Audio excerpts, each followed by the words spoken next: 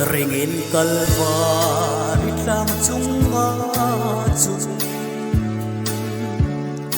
ram ngai le ko thing lim man lang ngi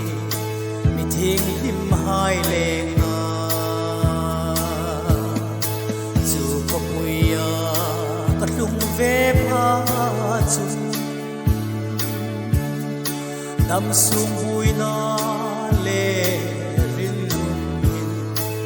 chim phak ta no ni mi chim phak no ni ti ka ri ti hallelujah ti lal pa kan pa amin san su lein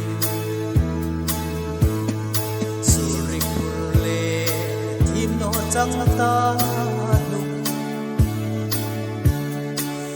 senin thi ma in chang il ram moya le dingin ram moya ka hang len ve pa chu ko vel rin kum zukil rakata tan va phai na ram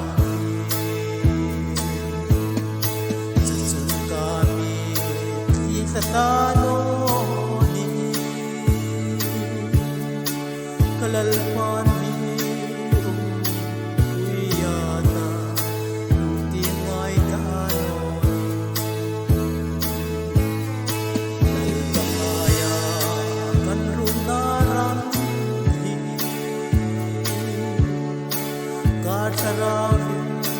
asuk san zo male dal pan mi